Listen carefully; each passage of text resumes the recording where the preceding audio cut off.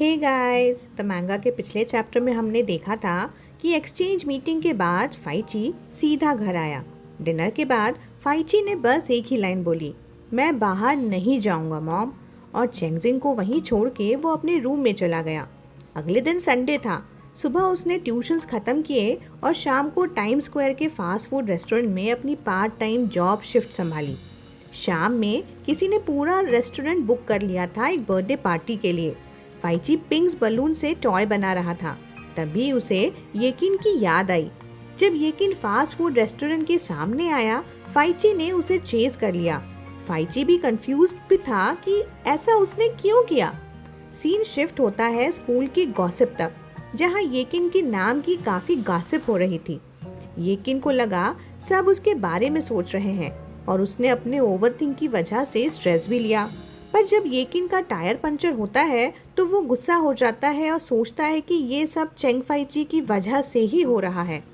Repair shop में जब येकिन अपनी बाइक ठीक कर रहा होता है, चेंग फाइची वहाँ आता है। पहले येकिन उसे इग्नोर करता है, पर फिर बाद में फाइची के पेशेंस से काम लेने पर उनके बीच एक थोड़ा ऑकवर्ड येट मीनिंगफुल मोमेंट होता है। फाइची येकिन को एक पेपर स्टार देता है जिसमें लिखा होता है, will you be my boyfriend. येकिन का दिमाग एकदम ब्लैंक हो जाता है और उसका गुस्सा और कंफ्यूजन डिसॉल्व हो जाता है। फाइची का एक सिंपल यस ने सब कुछ क्लियर कर दिया था। अब चेंग फाइची के यस के बाद तो येकिन वहीं के वहीं खड़ा रह गया, जैसे किसी ने पॉज बटन दबा दिया हो। होश में आने में काफी देर लग गई। सब कुछ इतना जल्दी हुआ और इतना इंटेंस हुआ कि उसके दिमाग ने कुछ महसूस ही नहीं किया। सिर्फ एक चीज थी जो रियल लग रही थी। जो हाथ उसने पकड़ रखा था धीरे धीरे उसकी उंगलियों की ठंडक को गर्माहट में बदल रहा था, जैसे यूनिवर्स खुद कह रहा हो, मुबारक हो, तुझे मिल गया जो तू चाहता था। और उसका दिल फाड़ कर बाहर आने की सोच रहा था कि तभी अंदर कमरे में सो रहे बॉस ने किसी अजीब सी चीज से दरवाजा पटक के चिल्लाया, अरे सालो, तुम दोनों छोटे शैतानों, जाओ बाहर जाके ड्रामा करो, मुझे सोने भी नहीं दे रहे हो तुम दोनों। येकिन ने तुरंत अपना हाथ झटका दे के छुड़ाने की कोशिश की, लेकिन चेंग फाइची ने अपनी पकड़ बनाए रखी। फिर थोड़ी देर बाद चुपचाप ही छोड़ दिया।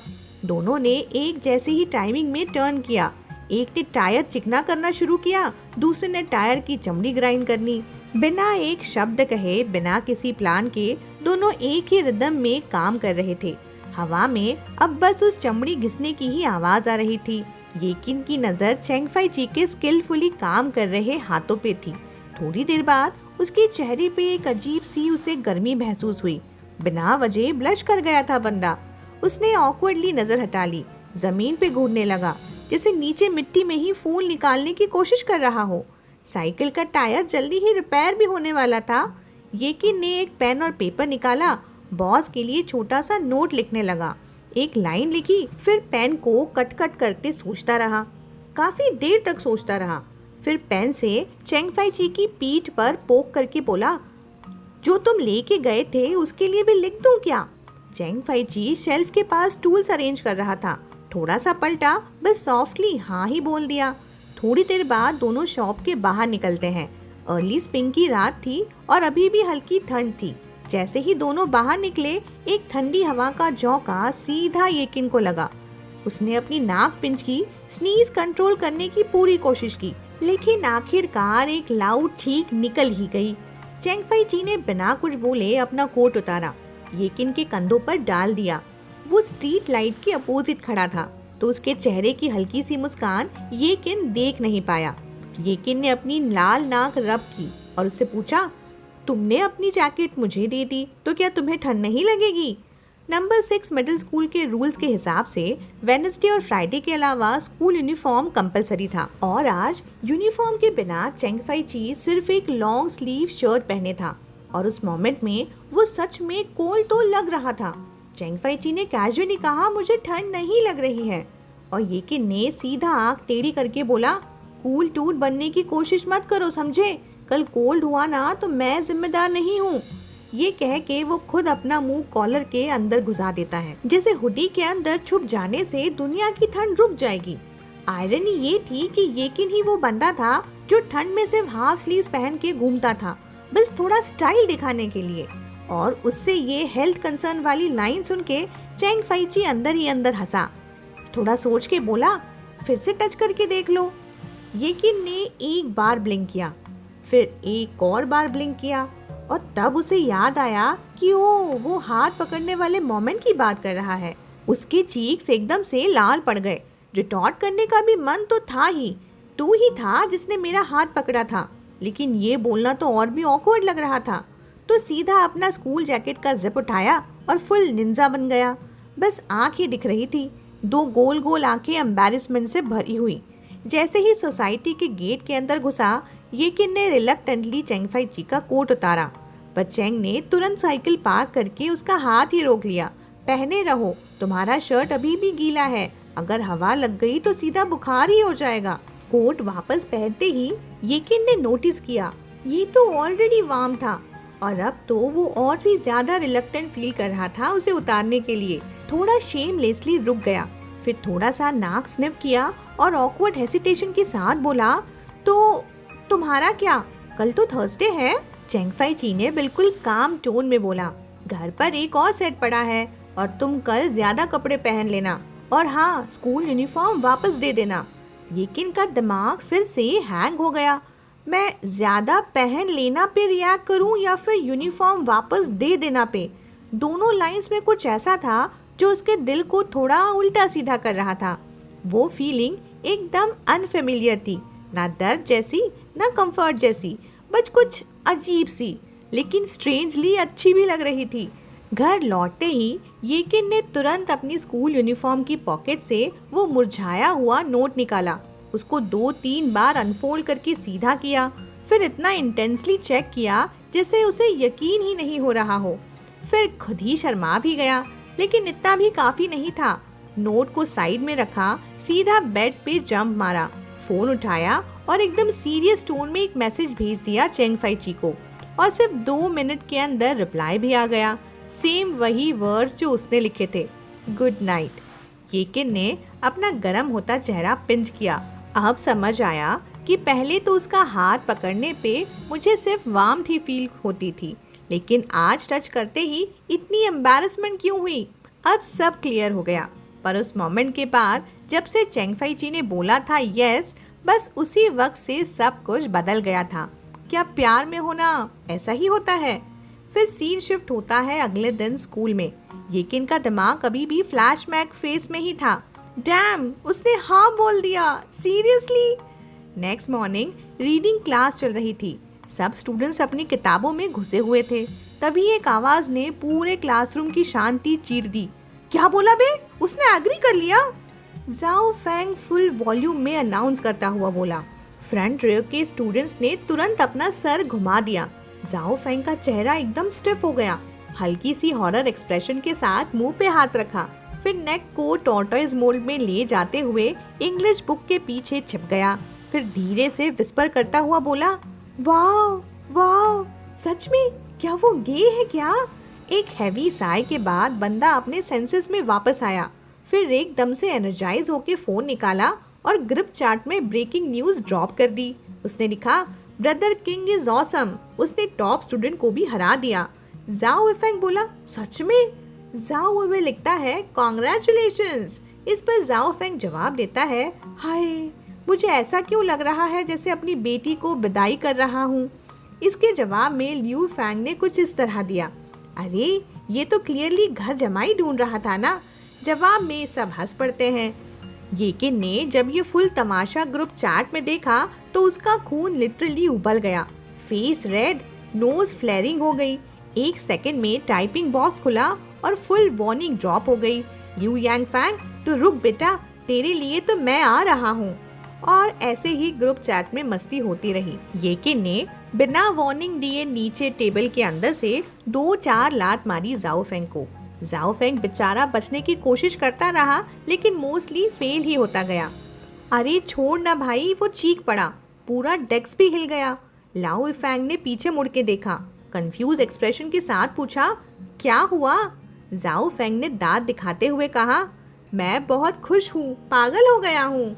खुशी वाली हाई के बाद वो फुल सडन मूड स्विंग में चला गया। थोड़ा सीरियस टोन में येकिन को एल्बो मारते हुए बोला, प्यार अंधा बना देता है भाई, ध्यान रखियो, सच में ना फंस जाना। येकिन का एक्सप्रेशन एकदम ब्रो रियली वाला था। मैं कोई थर्ड ग्रेड ड्रामा की हीरोइन नहीं हूँ जो हर सीन में फिसल जाए। फिर उसने सोचा, और ये कोई असली रिलेशनशिप थोड़ी ही है, बस एक्ट कर रहे हैं। लेकिन जैसे ही उसका दिमाग उस इंटरनेशनल स्कूल के कन्वर्सेशन पे गया जो उसने पहले सुना था, एक अजीब सी घंटी सी बजने लगी थी अंदर। कुछ तो ऑफ लग रहा था उसे, कुछ अनईजी। वो सोच रहा था क्या सच में उसे लड़के पसंद है, पर अगर ये सच होता तो उसे अपना नाम क्लियर करने की क्यों पड़ी होती, पर अगर ऐसा नहीं होता तो उसने मुझे हाँ क्यों कहा। इंग्लिश क्लास फुल डल चल रही थी। टीचर अपनी ही दुनिया में था और येकिन का बोर्ड टर्म अपनी पीक पे था। तो उसने पॉकेट से फोन निकाला और धीरे से एक मैसेज भेज दिया, मैंने स्कूल यूनिफॉर्म धो दिया है और ड्राई भी हो गया है, ब्रेक टाइम पर फ्री हो क्या। उसके अंदर सीक्रेटली एक होप थी कि रिप्लाई अभी आ जाए, लेकिन टॉप स्टूडेंट चेंग फाइची शायद सच में क्लास में ध्यान दे रहा था, तो रिप्लाई नहीं आया। दूसरे पीरियड के बाद का ब्रेक टाइम चल रहा था, लेकिन बारिश की वजह से पूरे स्कूल का एक्सरसाइज कैंसिल हो गई थी। येकिन ने तुरंत जाओ फेंग का पीएसवी कंसोल छीना और अपने सीट पर चिल मार के पर्सोना गेम खेलने लगा। डायलॉग स्क्रीन आ रहे थे और भाई को सिर्फ एक्शन चाहिए था, तो वो इम्पेशेंटली बटन्स दबा रहा था। हाँ हाँ, स्किप स्किप स्किप, चलो ना आगे, चलो ना आगे। तभी क्लास के दरवाजे पे एक आवाज आई, येकिन तुझे कोई बाहर बुला रहा है। जैसे ही देखा कि दरवाजे पे कौन है, पीएसवी वहीं टेबल पे पटक दिया उसने और बिना देखे चलते चलते एकदम किसी से टकरा के डिसबैलेंस हुआ ही था कि तभी सामने वाले ने हाथ आगे बढ़ा के उसकी कमर को सपोर्ट दिया। Be careful. येकिन ने रिफ्लेक्स में नजर उठा के ऊपर देखा और सामने चेंग फाइची खुद खड़ा था। उसने थोड़ा कंफ्यूज्ड, थोड़ा ब्लैंक एक्सप्रेशन के साथ पूछा, तुम यहाँ क्या कर रहे हो। चेंग फाइची ने भी बिना ड्रामा के कामली कहा, कपड़े लेने आया हूँ। येकिन ने तुरंत अपना माथा पीटा, अरे हाँ। फिर सीधा क्लासरूम के अंदर भागा, चेयर पे लटका हुआ बैग उठाया और ऑलमोस्ट भागते हुए वापस आया। हाथ में थमा के थोड़े ऑकवर्ड टोन में बोला, मैं तो बस पूछ रहा था कि फ्री हो क्या, तुम ऐसे खुद ही आ गए, मुझे बोल देते ना, मैं दे देता। चेंग फाइची ने बस हल्का सा स्माइल किया और सामने खड़े छोटे से येकिन को उसी गेज से देखता रहा जैसे वो उसे पटाखे जैसा क्यूट लग रहा हो। चेंग फाइची का गेज फील करके येकिन ने अपना कान छू लिया, जैसे टेम्परेचर सडनली बढ़ गया हो। फिर कैजुअली पूछा, तुम्हारा अगला पीरियड क्या है। चेंग फाइची ने जवाब दिया, केमिस्ट्री। येकिन का मुंह तुरंत लेमन जूस वाला फेस बन गया। केमिस्ट्री उसके हिट लिस्ट में टॉप विलन जो था। टॉपिक ज्यादा टॉर्चर ना हो इसीलिए जल्दी से स्विच कर दिया। अब भूख लगी है क्या, मेरे पास कुछ स्नैक्स हैं। चेंग फाइची ने बस हेड शेक किया और पॉकेट से कुछ निकाल के सीधा येकिन के यूनिफॉर्म के पॉकेट में डाल दिया। येकिन का दिमाग, क्या क्या दिया होगा, क्या लव लेटर। चेंग फाइची फिर ये कहकर निकल गया कि स्कूल के बाद मिलते हैं। अंदर जाओ फेंग जो काफी देर से नेक स्ट्रेच करके सीन देख रहा था, फाइनली वापस आया और बोला, भाई क्या बोला टॉप स्टूडेंट ने। येकिन ने केमिस्ट्री की किताब उठाई और मुंह पे चिपका दी, कुछ नहीं, तुझे क्या लेना देना। थर्ड पीरियड का बेल बज गया। टीचर ब्लैक बोर्ड पे लिखना शुरू कर चुकी थी। थर्ड पीरियड का बेल बज गया। टीचर ब्लैक बोर्ड पे लिखना शुरू कर चुकी थी। तब जाके येकिन ने धीरे से अपना पॉकेट छुआ। उसने पॉकेट में हाथ डाला और देखा एक मिल्क फ्लेवर्ड लॉलीपॉप था, येकिन का फेवरेट फ्लेवर, चाहे सेकेंड सेमेस्टर ही क्यों ना हो। सेकेंड ईयर का साइंस क्लास 2 का हाल टॉप स्टूडेंट्स वाली क्लास से कुछ खास बेहतर नहीं था, लेकिन एक बात तो थी, क्लासेस टाइम पे खत्म जरूर हो जाती थी यूजुअली। पर आज क्या हुआ, डॉक्टर सुन जो उनके हेड टीचर थे, उसके दिमाग में लिटरली धूप लग गई थी। शाम की सेल्फ स्टडी क्लास में टेस्ट पेपर एक्सप्लेन करने आ गए, मतलब full mood academic Hitler mode में। पेपर समझाने के बाद सिर्फ इतना ही नहीं, एक नया टेस्ट पेपर भी दे दिया और जो स्टूडेंट्स पास नहीं हुए उन्हें बोला गया ये दूसरे पेपर के सारे fill in the blank solve करो। अनलकी येकिन बस एक पॉइंट से फेल हो गया था।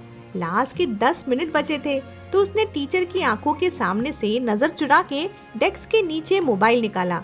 एक छोटी सी टेक्स्ट लिखी, मुझे लेट हो जाएगा, तुम पहले चले जाना, और चेंग फाइची को भेज दिया। पर तुरंत सोचा, वैसे भी उसने बोला थोड़े ही था कि वो मेरा वेट करेगा, बिना मतलब के टेस्ट भेज दिया और एज एक्सपेक्टेड कोई रिप्लाई नहीं आया। येकिन ने शोल्डर्स रिलैक्स किए और कामली पेपर सॉल्व करने लगा।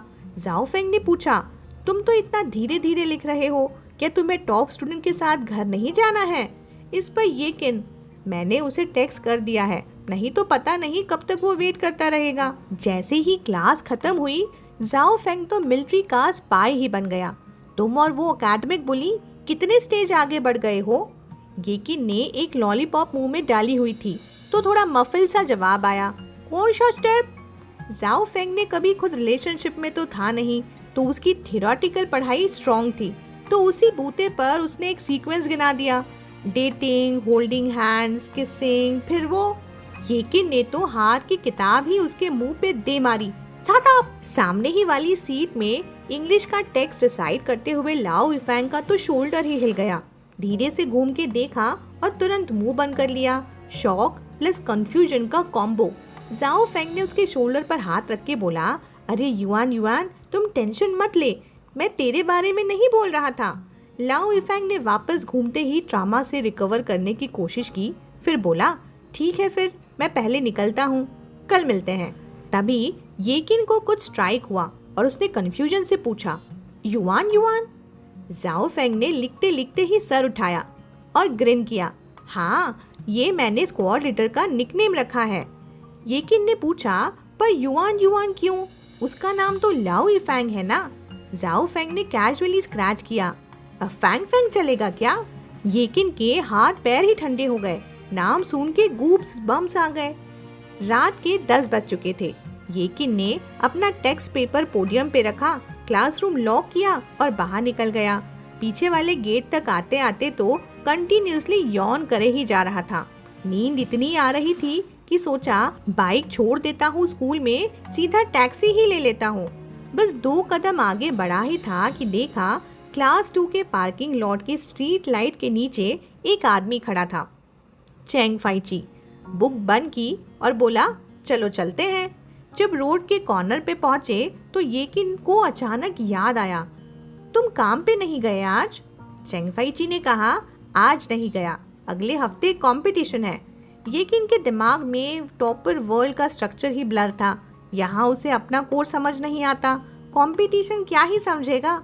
फिर चैंग फाइची ने पूछा, तुम क्यों रुक गए थे आज क्लास में? येकिन ने पेपर फेल होने वाली बात बताने में एम्बैरेसमेंट फील की तो सीधा झूठ ही बोल दिया, बस थोड़ा होमवर्क कर रहा था और कुछ नहीं। ऐसा बंदा जो यूजुअली होमवर्क सिर्फ कॉपी करता हो, उसके मुंह से ऐसी लाइन सुन के तो कोई भी डाउट करेगा ना। पर चैंग फाइची ने बिना कुछ बोले सिर्फ हाँ में सर हिला दिया और बोला, अगर कुछ समझ ना आए तो मुझसे पूछ लेना। येकिन के अंदर एक छोटी सी इमोशनल नोटिफिकेशन पिंग हुई। मिस्टर चैंग जैसा बंदा जो किसी को पढ़ाता भी नहीं, आज खुद ऑफर दे रहा है। फिर खुद ही आंसर भी सोच लिया, सही है, अब हमारी रिलेशनशिप पहले जैसी थोड़ी ही है। थोड़ा हिम्मत जुटा के फिर पूछा, मेरा मैसेज मिला था क्या? चैंग फाइची ने सिंपल सा जवाब दिया, मिला। येकिन कंफ्यूज होकर बोला, फिर रिप्लाई क्यों नहीं दिया? चैंग फाइची 2 साइकिल पुश करते हुए उसकी तरफ देखकर बोला, क्योंकि मैं तो ऑलरेडी तुम्हारा इंतजार कर रहा था। येकिन ने कहा, पर मैंने तो बोला था ना कि तुम चले जाना। चैंग फाइची ने येकिन की आंखों से नजर हटा ली और सीधा देखते हुए बोला, पर मैं वेट करना चाहता था। आउ क्यूट। येकिन ने ब्लिंक किया, एकदम क्लूलेस। इस नर्ड का थॉट प्रोसेस समझना किसी मजे के रोलर कोस्टर जैसा है। बस खुद से सोच लिया, आगे से सेल्फ स्टडी के बाद ज्यादा घूमना नहीं, क्योंकि अब कोई तो वेट कर रहा होता है उसका। फिर उसने सीरियसली सोचा, मुझे भी चैंग फाइची को कॉल करने का स्टाइल चेंज करना चाहिए क्या? हर बार फाई बोलना थोड़ा ऑकवर्ड लगता है अब। फिर उसने तुरंत एक्शन लेते हुए पूछ भी लिया, तुम्हें क्या कहकर बुलाऊं? चैंग फाइची को उसका क्वेश्चन समझ ही नहीं आया। येकिन ने फोन घुमाया, स्क्रीन देखी और दिमाग में डाउट चालू हो गए, ये बंदा सच में सब कुछ एक्सेप्ट कर लेता है या बस कंफ्यूज रहता है? फिर उसने फिर पूछा, मैं तुम्हें क्या कहकर बुलाया करूं? उसने फिर ट्राई भी किया, Chang Feichi, teacher Chang, classmate Chang, Feichi. Chang का कोई जवाब ही नहीं आया। फिर कैजुअली बोला, कुछ भी बुला लेना, जैसे सब कुछ बोरिंग लग रहा हो। येकिन ने फाइनली डिसाइड किया टॉम्बर के दिमाग के चक्कर में पड़ना बेकार है। डेट से स्टार्ट करते हैं, निकनेम तो बाद में भी सेट हो ही जाएगा ना। येकिन के लिए ये कोई एक्चुअल रोमांटिक डेट तो थी नहीं, बस कल ही उसने सुना था कि चेंग फाई ची का फिजिक्स कंपटीशन का प्रिलिमिनरी राउंड है सैटरडे को, और उसने भी कह दिया मैं ड्रॉप कर दूंगा। सीन शिफ्ट होता है सैटरडे एग्जाम वाले दिन। बेचारे येकिन का अलार्म ही नहीं बजा आज। बंदा लिटरली ओवर स्लीप कर गया, और जब आँख खुली तो इतना पैनिक हुआ कि ना बटन लगाए ना सॉक्स मैच किए, बस शूज घुसाए और निकल गया। चेंग फाई ची ऑन द अदर हैंड एकदम काम मॉन्क मोड में था। इतनी फास्ट मत चलाओ, उसने कामली बोला। एग्जाम शुरू होने के 15 मिनट बाद तक एंट्री मिलती है। मीनवाइल येकिन फास्ट एंड फ्यूरियस 12 की स्पीड से रोड पे था। लकीली ट्रैफिक जैम नहीं मिले, और जब टेस्ट सेंटर पे पहुंचा तो अभी भी 20 मिनट्स का बफर बाकी था। येकिन एकदम थक गया, स्टीयरिंग व्हील पे झुककर हाँफ रहा था जैसे रेस जीत के आया हो, और उसने चेंग फाई ची को विश करके जाने को कहा। लेकिन चेंग फाई ची ने गाड़ी से निकल के उल्टा ड्राइवर साइड का डोर खोला। बैंड होके येकिन के शू लेसेस ट्राई करने लगा, साथ ही सॉफ्ट टोन में बोला फ्यूचर में चाहे जितनी भी देर हो, ड्राइविंग में कभी रश मत करना। येकिन ने नीचे देखा, उसके लेसेस को और चेंग फाई ची के फोकस्ड फेस को। थोड़ा पाउट करते हुए बोला मेरी गलती नहीं है, तुमने कॉल ही नहीं उठाया, मैसेज का रिप्लाई भी नहीं किया। तुम टैक्सी लेके निकल जाते ना, मेरे लिए इतना वेट क्यों कर रहे थे? चेंग फाई ची ने कामली रिप्लाई दिया, फोन साइलेंट पे था तो सुनाई नहीं दिया, और तुम तो आ ही गए ना। येकिन एक सेकंड के लिए ब्लैंक।